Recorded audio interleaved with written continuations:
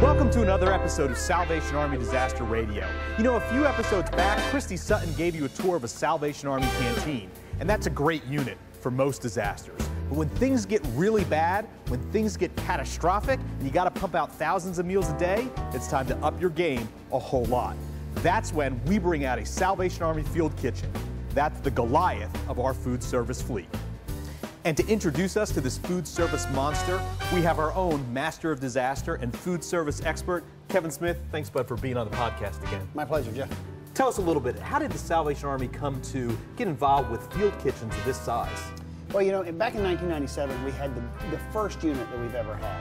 And it was a little less than this. And we've learned through disasters on how it applies and things that we can do better to increase our capacity. This unit's a little bit different from that first one we started with. So let's talk about some of those advantages. Bigger, better, more efficient. I like it. Let's take a look inside. Okay, let's go.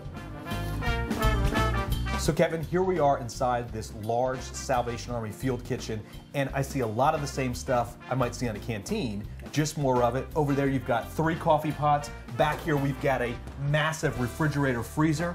But what makes this different than just being a big supersized canteen? Well, the truth is, I kind of need to tell you the story of the kitchen and how we got from the original design of just a bigger canteen to where we are today. And the best way for me to tell you that is the story of 9/11. You know, we took our first design of our kitchen to 9/11 at Ground Zero in New York City. And we quickly found ourselves trying to find innovative ways to build the capacity of our kitchen. And as you know, when we arrived, quickly we were doing 5,000 meals a day. That was easy. But we started to say, if we could put some convection ovens and combine it to this kitchen, if we could put these other components all together, we could increase that capacity. And Jeff, 3 weeks into 9/11, we were cooking at 20,000 meals a day. Wow. And being on the ground, learning that type of information from disaster to disaster has brought us to this point. So it was trial by fire. There you are rolling your first kitchen into Ground Zero, and you had to build as you went. That's exactly right. And we learned a lot of great and valuable. We learned things we could do, learned things that we shouldn't do on the scene. And that's where we are today with our big kitchens. So Kevin, what are these? Well, these are the convection ovens. Now, you've probably even seen convection ovens in the past. They come in different shapes and sizes. These are actually mega. They are square. But these are the mega convection ovens. And the reality is these can pump meals out very quickly, high volume, at temperature, and it helps us to increase that capacity. We're always looking for ways that we can increase capacity, serve more, and serve it with good food, safe food handling at the same time. What's the difference between a convection oven and a regular oven?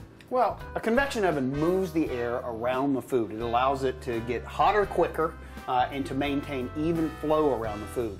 When you're talking about a regular oven, it takes a long time to heat something up, and you kind of have to worry and manage that food a little bit more. Convection ovens take a lot of that out of your preparation. Faster, safer, more efficient. Absolutely.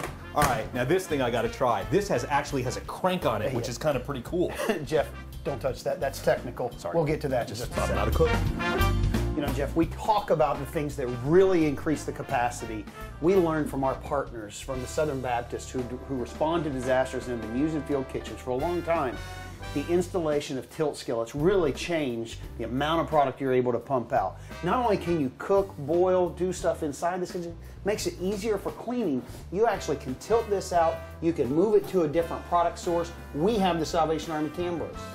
Dump it right into the Cambros, no mess, not a lot of lifting, shuffling stuff around. It's a pretty simple process. That's right. You can empty out this full container into the Cambro in a matter of seconds, close the Cambro, move it out, get your next preparation for your next meal ready to go. It's easy for cleanup. It makes the whole process, the idea is quickly, efficiently, get it out to the community as fast as you can. You don't do 20,000 meals a day off this unit without learning those steps and being able to implement it on the ground. I guess you got to have a lot of different equipment on this to make this kitchen work, but I guess Cambros have got to be one of the most important. They absolutely are. The skill of using a Cambro, you have the tilt skillets that can move it in there, but having the Cambro allows you to maintain the safe temperature of your food, take it from this location at a certain temperature, on-site delivery, and you maintain that temperature. It's absolutely necessary for the safety of the food. It also makes it easy.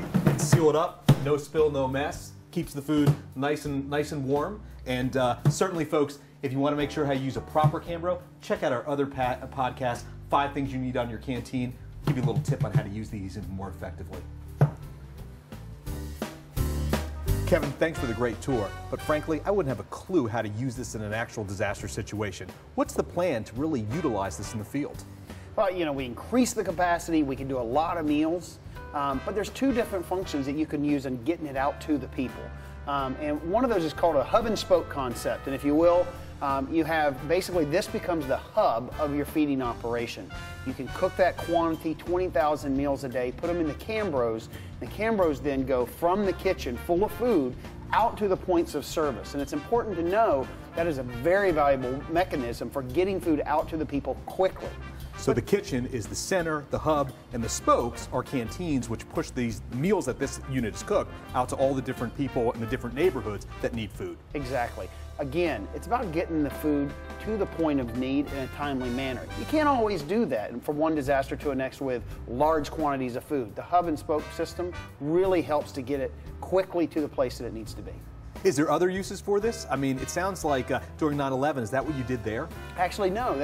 So when you're not doing that large quantity of meals, when you can actually do it by serving people off the kitchen, you can actually have the crowd come up. And if you'll note that on this kitchen, you actually have a ramp system that can come up and then a door window that can open that they can still have that personal touch to serving the victim. But that's when you're talking about smaller numbers of people that are more manageable on a fixed site. So if I've got 15,000 people at one location that need food, I drop this bad boy in place and suddenly I just push meals out that window to them. That's exactly right.